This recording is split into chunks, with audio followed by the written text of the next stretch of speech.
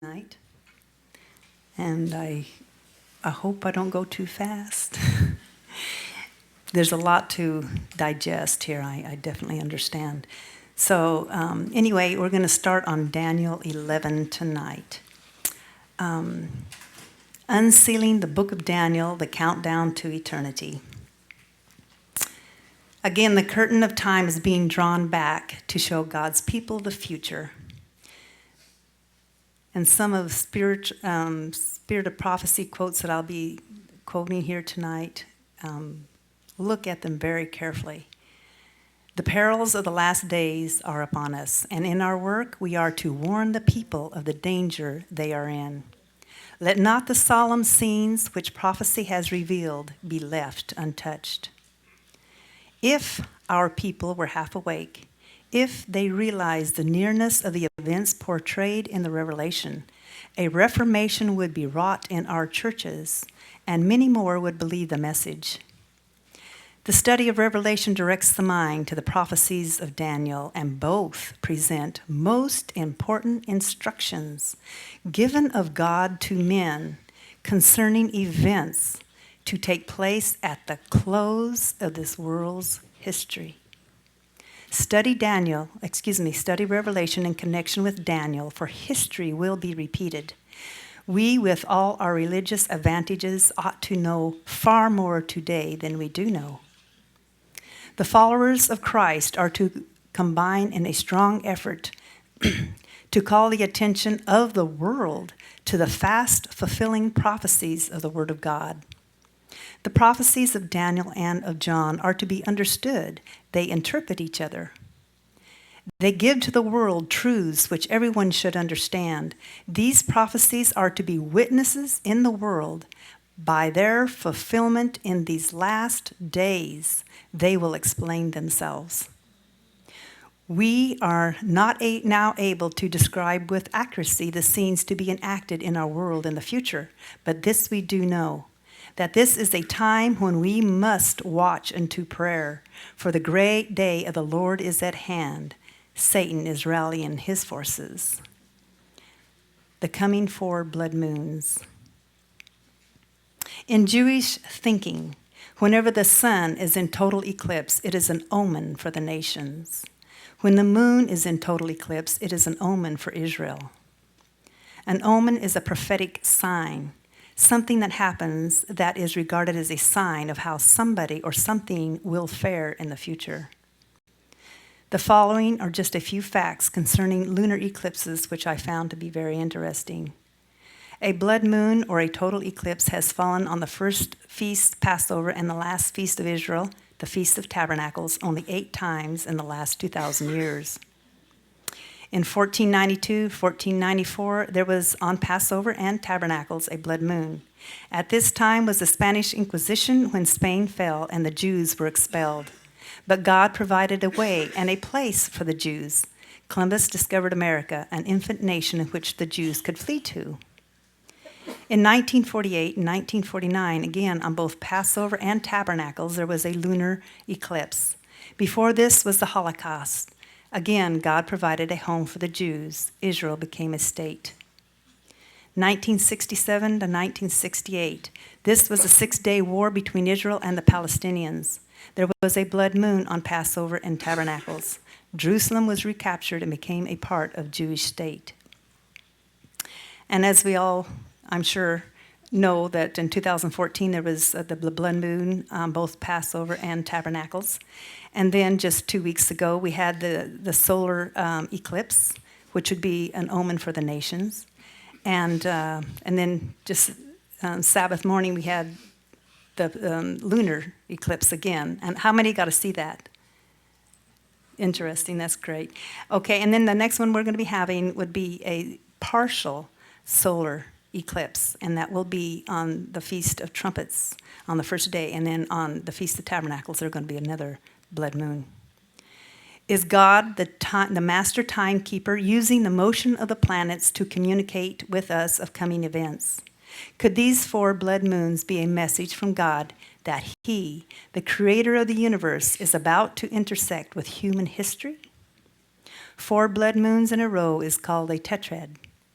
When it occurs on a Jewish high holy day, it coincides with major historical events like the Six-Day War in 1967 between Israel and the Palestinians. These tetrads occurring on Jewish high holy days has only happened 3 times in the last 500 years. Each time, historically, when these blood moons occur on God's appointed times, it went from tragedy to triumph for Israel. These rare phenomenons of 4 consecutive total lunar eclipses occurring in 2014 and 2015 could play a key role in these end-time events. The following article about the book and DVD of Pastor Mark Belts concerning the solar and lunar eclipses was written by Joseph Farah, founder and CEO of WorldNet Daily. Pastor Belts says, "The confluence of astronomical and biblical events is extremely noteworthy. All these signs coming together at once are potentially the culminating sign that God is closing this chapter of human history. This could be the final curtain call before the great tribulation mentioned in the Bible. God has always wanted to warn his people and the rest of the world before he intervenes. What better way to communicate to us than through the universal language of heavenly signs that speak to every tribe, tongue, and nation?"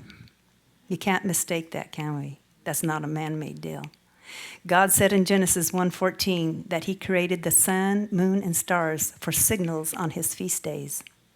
The pastor is now sounding the alarm about what the celestial events could mean for our immediate future here on earth.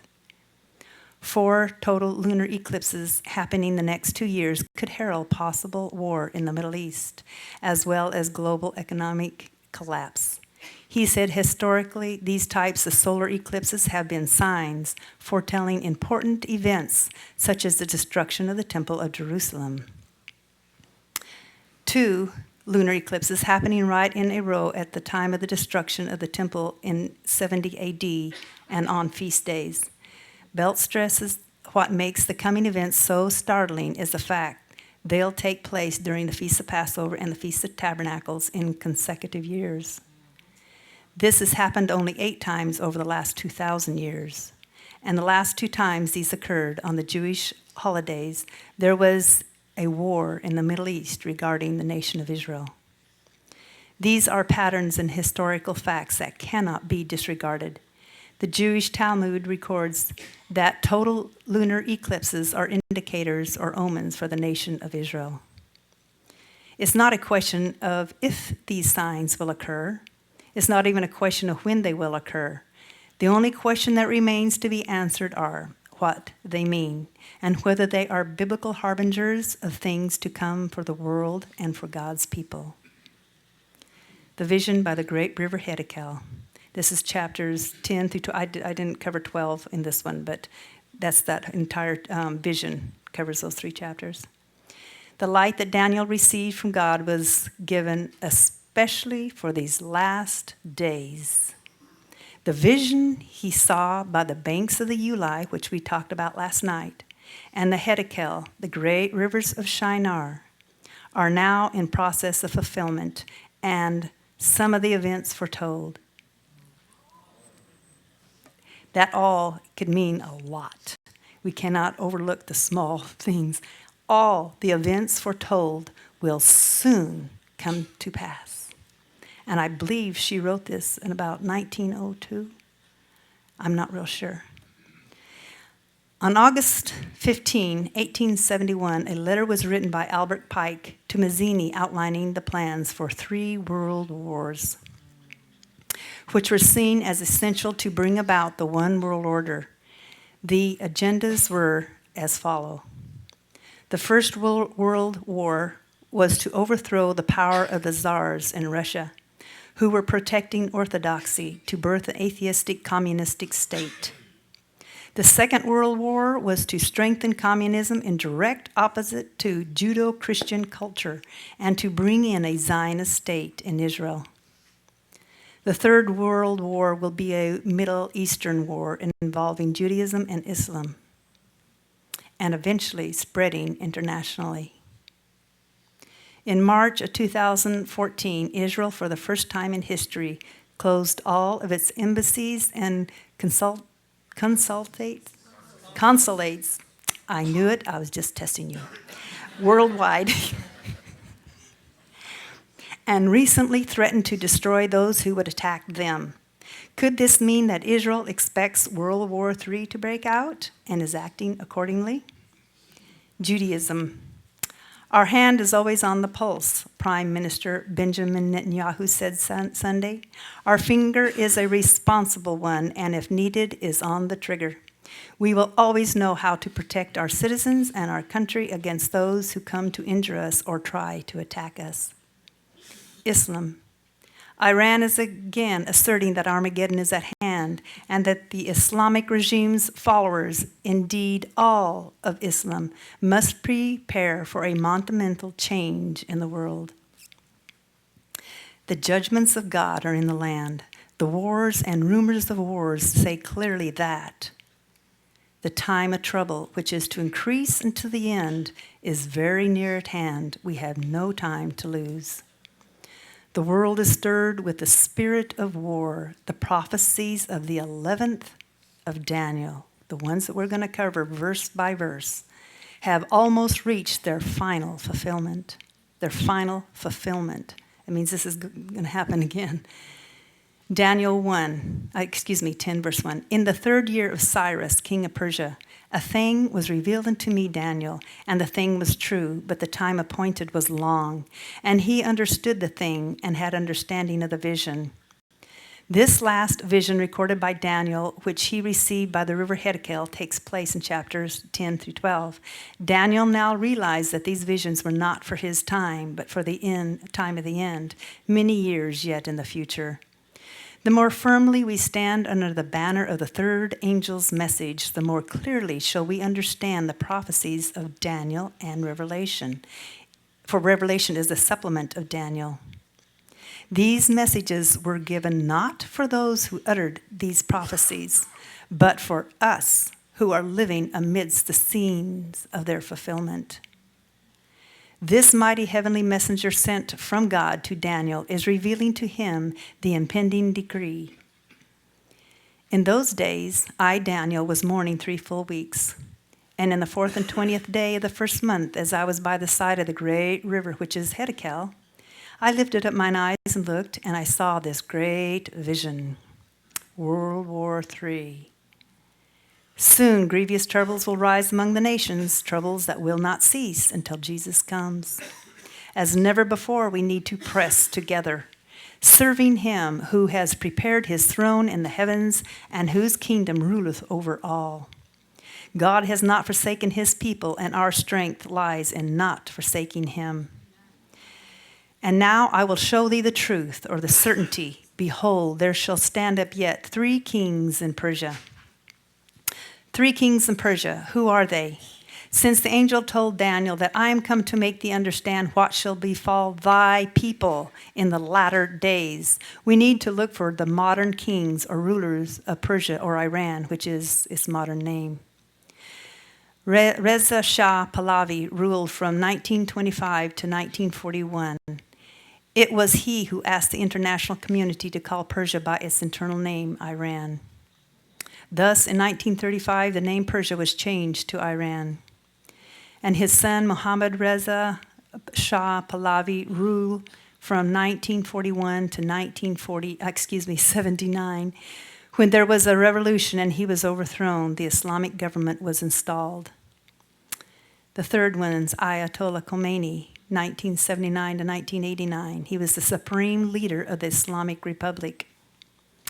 Daniel 11:2 continued, and the 4th shall be far richer than they all. The Ayatollah Ali Khomeini, 1989, he is the current leader, supreme leader of the Islamic Republic. Ayatollah Ali Khamenei is Iran's spiritual leader and highest authority. His voice overrides all others in the hierarchy. He is widely regarded as the figurehead in the country's conservative establishment. His authority overrides that of the president. This makes Ayatollah Ali Khamenei the 4th king, which shall be far richer than they all. And by his strength, through his riches, he shall stir up all against the realm of Grecia. Far richer not only means to be wealthy, but also means to be insolent, or means haughty, brutal in behavior, grossly disrespectful, rude, and arrogant. Does this not describe the Iranian Supreme Leader Ali Khamenei in his bold statements against Israel? Iran calls for Jewish genocide, Ayatollah says. Israel must be eliminated. Kill all Jews and annihilate Israel. Continuing with Daniel 11:2, and by his, or Islam's strength or power, through his riches, his wealth, and insolence, he shall stir up or wake up all against the realm, the empire of Grecia, the powers of the West. Is the Iranian Supreme Leader stirring up all the Muslim world against the Western powers and her ally Israel? Khomeini announced that Iran will support any nation or group that attacks the cancerous tumor of Israel. The Islamic government of Iran must take the helm. Defensive jihad could certainly take place when Islam is threatened, and Muslims must defend Islam and kill their enemies. It is a must and the duty of Muslims. And a mighty king, president, shall stand up that shall rule with great dominion, United States of America, and do according to his will. I think we see that happening. Desire. And when he, the president of the USA, shall stand up, make his major military show of force, his kingdom shall be broken or shattered. And we went through this last night in Daniel 8 of the notable horn being broken. And so this is just kind of repeating it. And his power shall be divided or split towards the four winds, the regions of heaven scattered to the four winds. And not to his posterity, that means the residue or future generations of the USA, nor according to his dominion a republic constitution which he ruled, sovereignty or independence. For his, the USA kingdom, a republic constitution shall be plucked up or destroyed. Even for others, that's foreigners, besides those, or to the exclusion of Americans. If a Protestant government sacrifices the principles that have made them a free, independent nation, and through legislation brings into the Constitution principles that will propagate papal falsehood and papal delusions, they will be plunged into the Roman horrors of the Dark Ages. They, USA, Mexico, and Canada, are sharing their laws and regulations so we can harmonize and integrate our laws into a North American structure, not a USA structure. And not to his posterity, nor according to his dominion which he ruled. The shadow government, the elitists, do indeed have a plan. And it is a plan that does not include any vestige, and that means a trace or sign of something that is no longer present, of U.S. sovereignty or constitutional government. The affirmative task before us is to create a new world order, and that's our Vice President, Joe Biden. He said that in 2013. And of course, here's our past President Bush. Out of these troubled times, our fifth objective, a new world order. Notice the date, September 11, 1990. That was 11 years before the towers went down to the day. Sovereignty, independence, the right to self-government without interference from outside.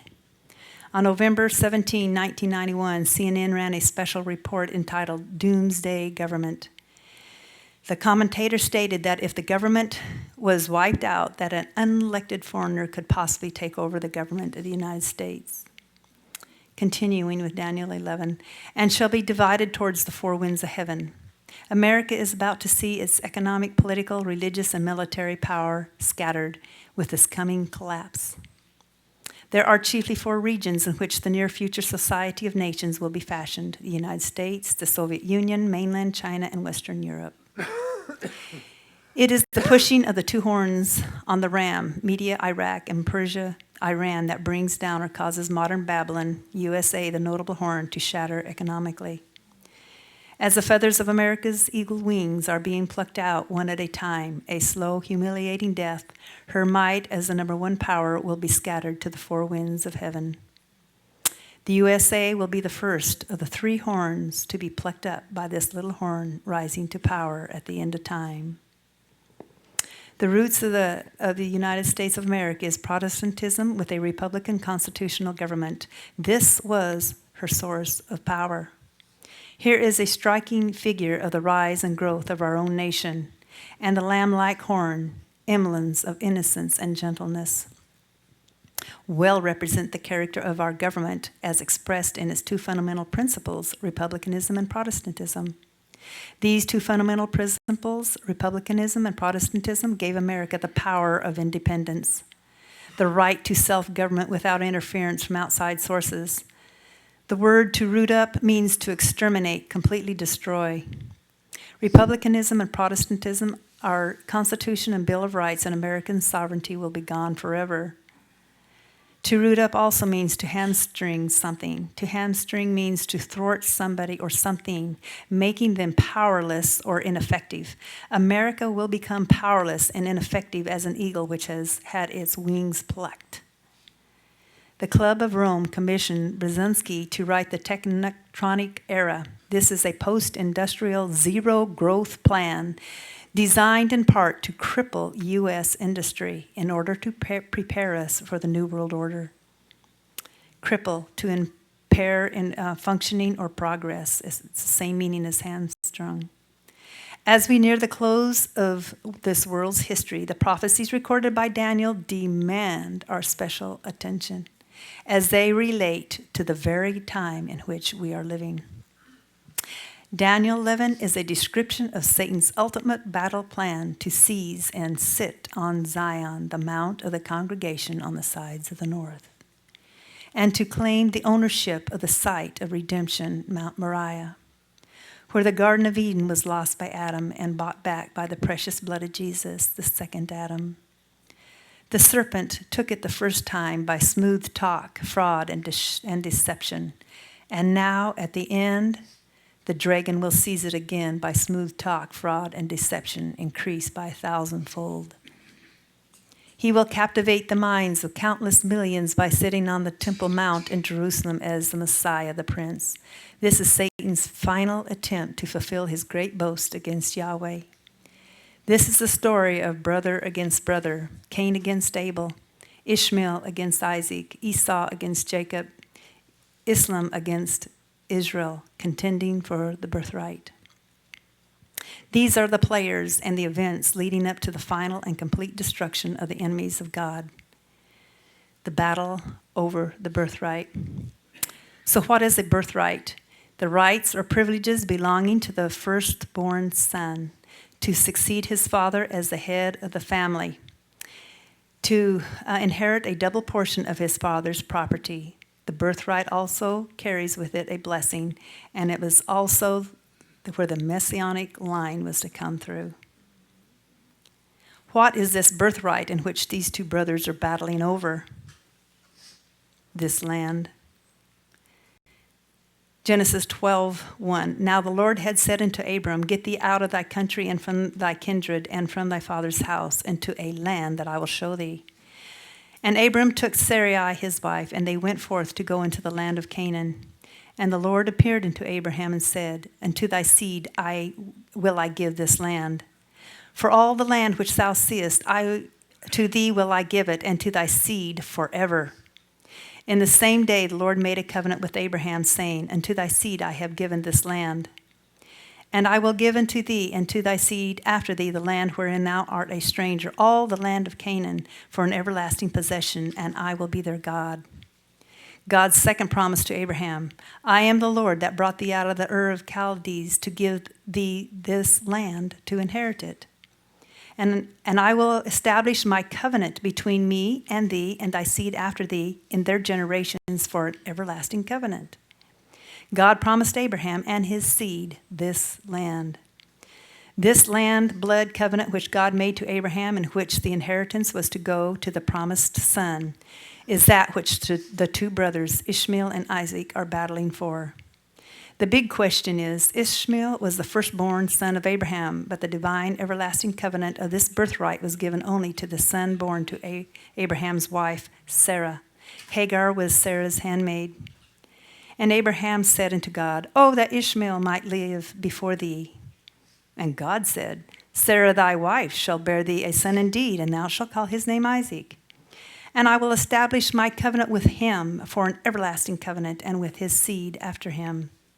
But my covenant will I establish with Isaac, which Sarah shall bear unto thee. King of the north, Ishmael, Islam, and king of the south, Isaac, Israel.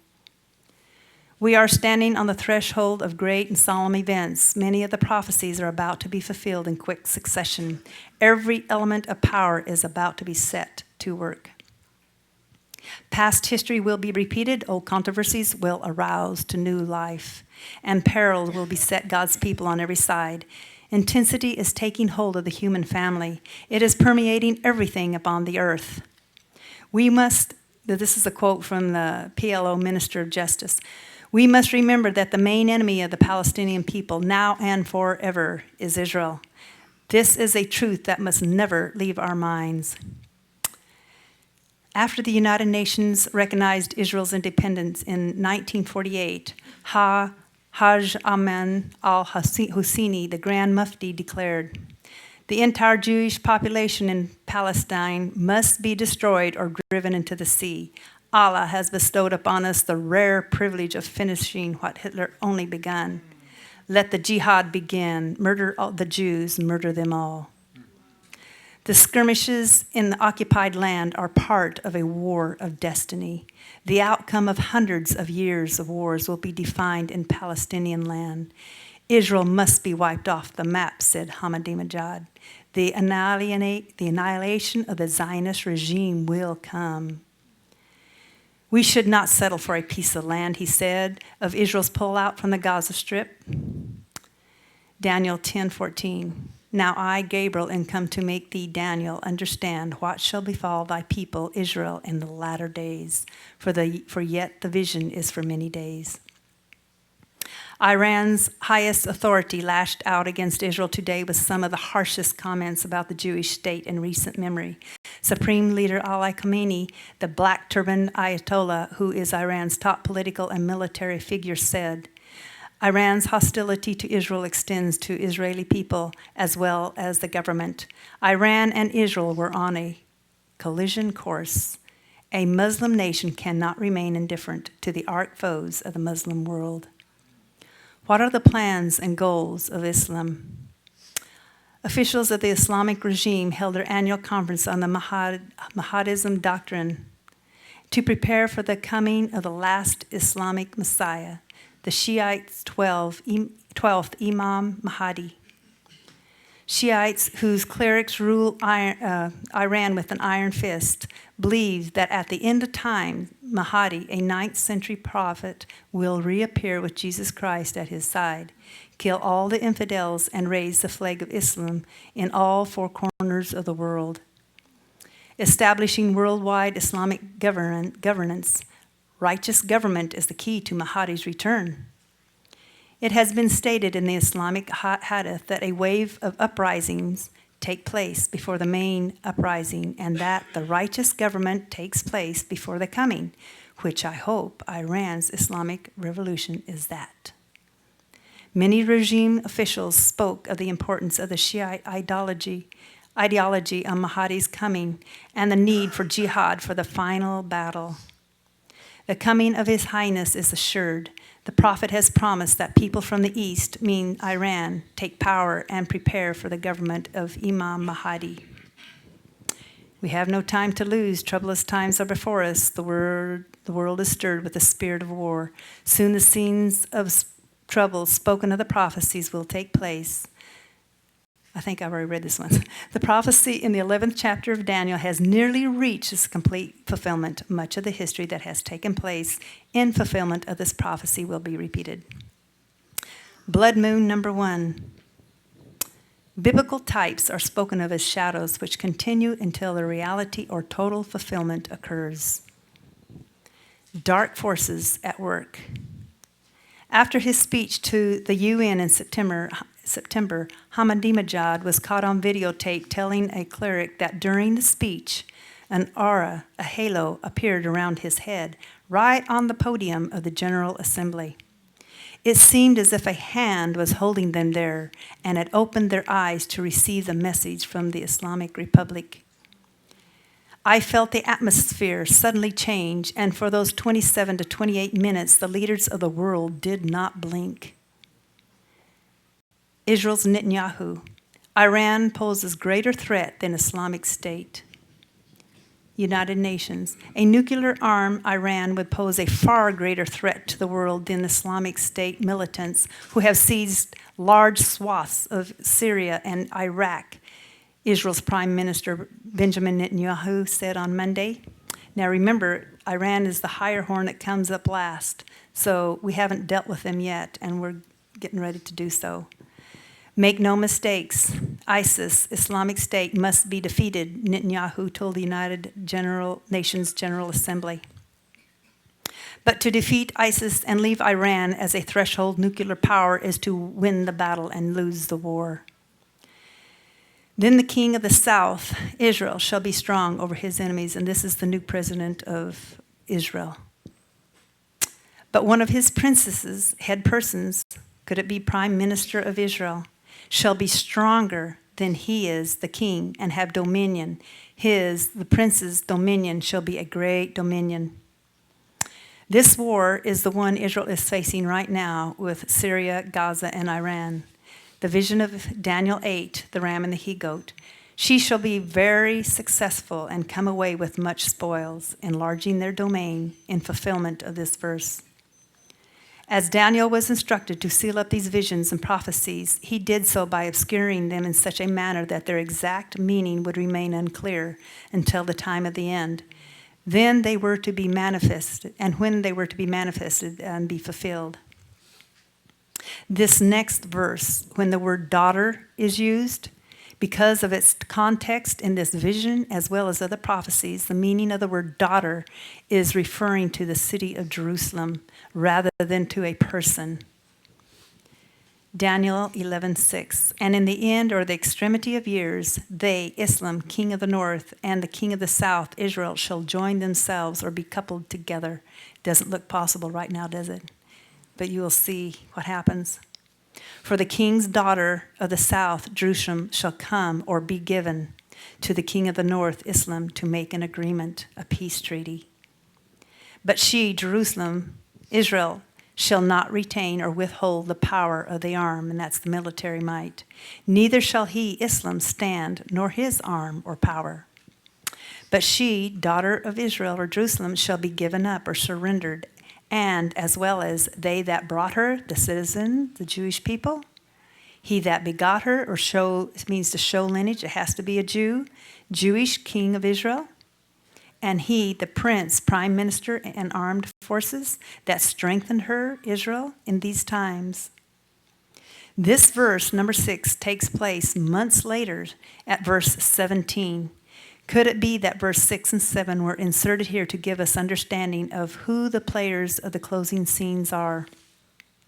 Verse 7 is interpreting verse 5. Daniel 11:7. But out of a branch, that means a descendant of her, Israel's roots. It means a direct ancestor, a Jew, someone of Hebrew descent and Jewish belief. Shall one prince, the prime minister of Israel, stand up in his, king of Israel's estate. In other words, he's going to actually be more powerful. Which shall come with an army or force and shall enter into the fortress or fortified place, Damascus, of the king of the north, Islam, and shall deal against them, Islam, and shall prevail, become mighty. Prime Minister Benjamin Netanyahu's father was a Maccabean Jew, a follower of Judas Maccabeus, who led the revolt of the Jews against Syria in 168 BC. These men were brave and courageous with a very strong belief in the Jewish heritage and fought valiantly for its cause. Is history repeating itself as Prime Minister, a Maccabean Jew, once again stands boldly against Syria? Has Benjamin Netanyahu come to the kingdom for such a time as this? Netanyahu secretly warns Hamas, we'll wipe you out. Benjamin Netanyahu has secretly issued a stern warning to Hamas that if the rocket campaign continues, he will not hesitate to eliminate the terror group's leadership in both the Gaza Strip and Syria. The warning is particularly strong since Hamas's leadership in Syria is protected by the Damascus regime. Iran and Syria are allies.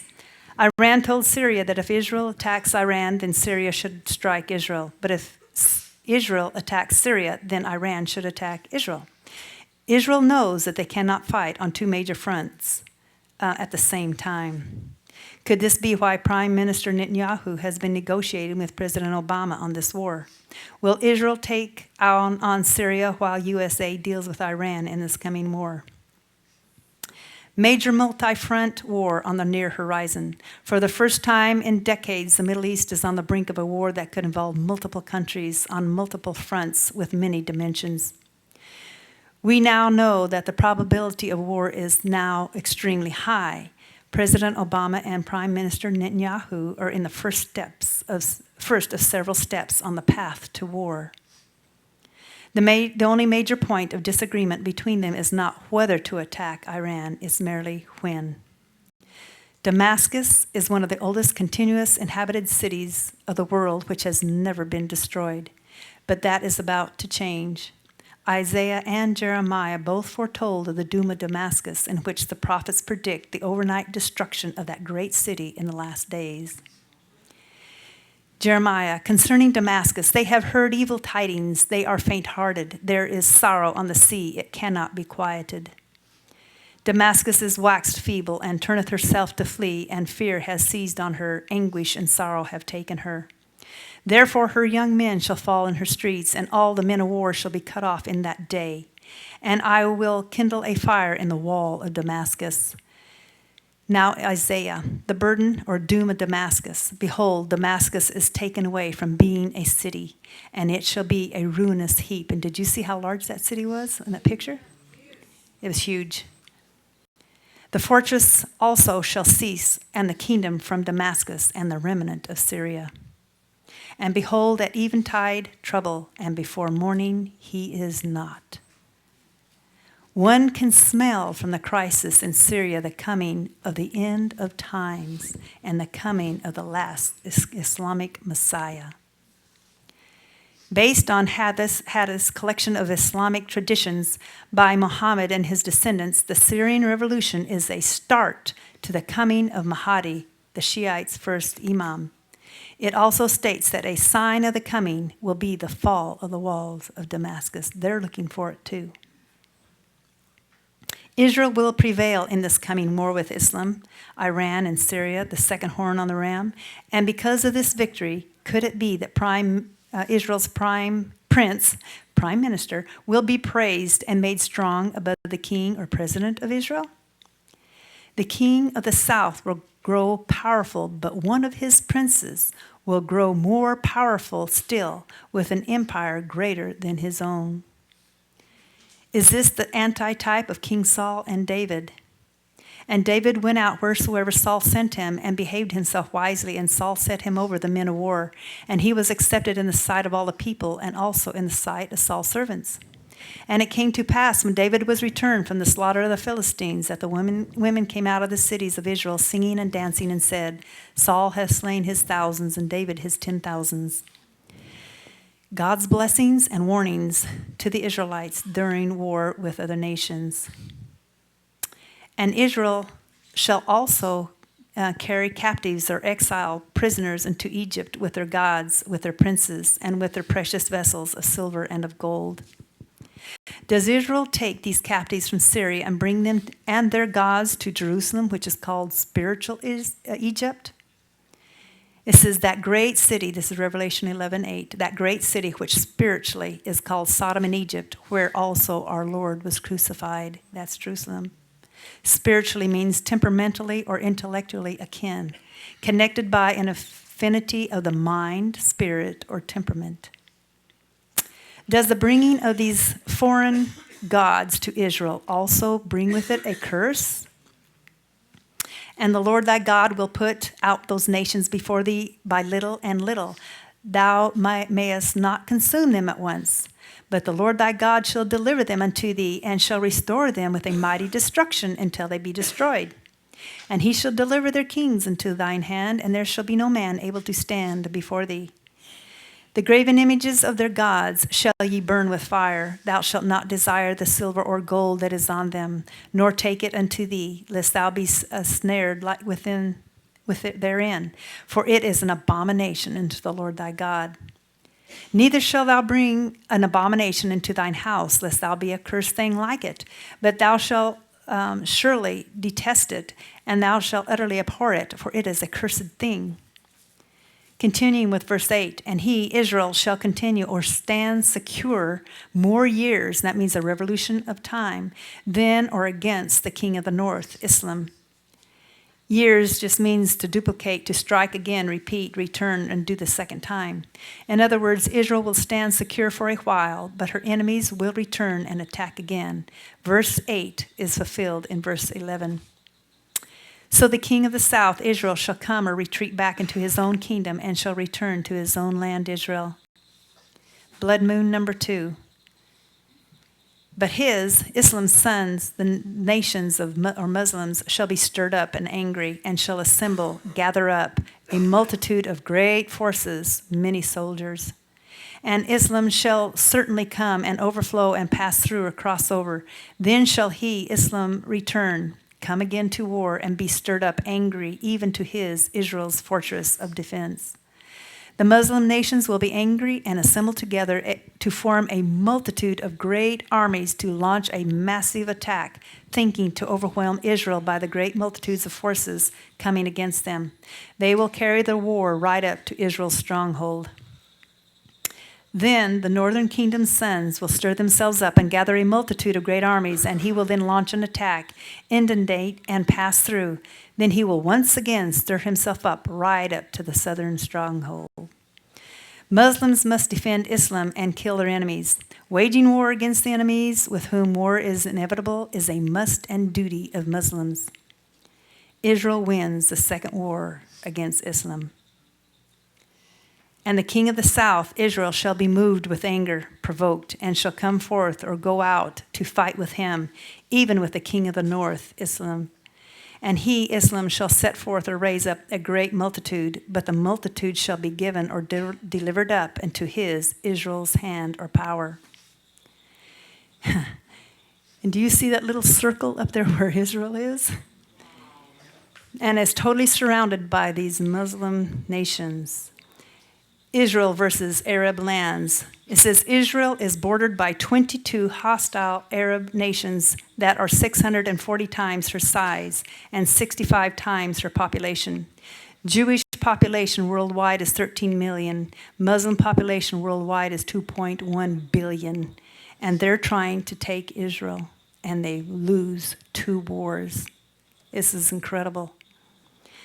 And this is in Leviticus. And ye shall chase your enemies, and they shall fall before you by the sword. And 5 of you shall chase 100, and 100 of you shall put 10,000 to flight. And your enemies shall fall before you by the sword. And when Israel, has taken away the multitudes, his enemy, Israel's heart shall be lifted up, haughty and proud. Ooh, unfortunate. And Israel, shall cast down or cut down many 10,000s, that's myriads of their enemies, but Israel, shall not be strengthened or prevailed by it. Pride goeth before destruction, and a haughty spirit before a fall. You know, Scripture cannot be broken. If we could just realize this. This is where Israel fails. She becomes proud because of her mighty supernatural victories over her enemies. They take the credit rather than giving it to Yahweh, but Scripture cannot be broken. Now the tables are turned. But if you will not hearken unto me and will not do all of these commandments, I will break the pride of your power, and I will make your heaven as iron, servitude, and your earth as brass, judgment. Blood moon number 3. But one key element ties these different movements, Islamic fundamentalists, in different countries together: the desire to return to the glory days of Islam by forcefully liberating former Muslim lands. Here's the former Persian Empire, in which, of course, they want the whole world, but they definitely want to return as much of their former land as they can. At the top of every Islamic movement list is the liberation of one particular city, Al-Quds, the Arabic name for Jerusalem. For the king of the north, Islam, shall return and come back and shall set forth or raise up a multitude greater, more mighty than the former, and shall certainly come after certain years with a great mighty army and with much riches, vast resources. Simply put, the king of the north will once again raise a multitude greater than the first. At the end of times, he will launch an attack with a great army and vast resources. That's taken from the Tanakh. Iran calls for Jewish genocide. Ayatollah says Israel must be eliminated. State-sponsored website outlines plan for doing it. Kill all Jews and annihilate Israel. Iran's Ayatollah lays out legal and religious justification for attack. The following is a quote from the Quran. And slay them, the non-believers, wherever ye find them, and drive them out of the places whence they drove you out. For persecution of Muslims is worse than slaughter of non-believers. And fight them until persecution is no more and religion is for Allah. Introducing another power, the robbers. And in those times there shall many stand up or rise up, take up arms against the king of the south, Israel. Also the robbers, or the sons of the lawless men of thy people, the Jews. And sons of the lawless men of your people shall exalt themselves to establish a vision, but they will stumble. The robbers of thy people, literally the sons of the breakers of thy people. If understood objectively, the passage would mean those who act violently against thy people. In this sense, it has been taken as referring to the Romans, who eventually, in 63 BC, robbed the Jews of their independence. Here we have the robber Romans rising to become the king of the north. Continuing with verse 14, the robbers shall exalt themselves or swear to establish or to confirm the vision, Daniel 7 and 8, but they shall fall or fail. As you can see, little by little, they're progressing forward in all of this. To establish the vision. The Romans, more than any other people, are the subject of Daniel's prophecy, the visions which predicted the existence of such a power.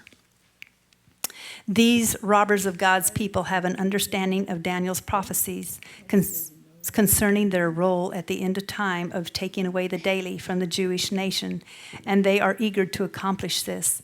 They are the fourth beast, the iron kingdom. Behold, a fourth beast, dreadful and terrible and strong exceedingly, and it had great iron teeth. So the king of the north, Islam, shall come and cast up, that means to pour out a mount or to surround and take or capture the most fenced, fortified cities. And the arms or armies of the south, Israel, shall not withstand or endure, neither his chosen people, the select best. Neither shall there be any strength, force, or power to withstand. The Palestinian people are prepared to sacrifice the last boy and the last girl so that the Palestinian flag will be flown over the walls, the churches, and the mosques of Jerusalem. The words of Jesus to Israel. For the day shall come upon thee, Jerusalem, that thine enemies shall cast a trench, military mound about thee, and compass thee around. That means to encircle all around, that is, blockade completely, and keep thee constrained, hold in on every side. But he, Islam, that cometh against him, Israel, shall do according to his, Islam's own will, desire, and pleasure, and none shall stand before him. Netanyahu now says Israel won't withdraw from West Bank. And he, Islam, shall stand or dwell in the glorious land, coveted land Israel, which by his, Islam's hand or power, Israel will be consumed, ruined or waste. In the end, there will be a collision. The Palestinians will never give up on their own state. Netanyahu will find that out for himself. The West Bank is the heart. The adversary will do as he pleases with no opposition, and all of Israel will come wholly under Islamic rule. Back to Leviticus. But if ye will not hearken unto me, and will not do all these commandments, I will set my face against you, and ye shall be slain before your enemies. They that hate you shall rule over you. The invader, Islam, will then do to the southern king Israel as he pleases, and none will stand in his way. He will also stand in the coveted land with annihilation in his hand. Calling Israel a danger to Islam, Ayatollah Ali Khamenei said the opportunity must not be lost to move this corrupting material. It is a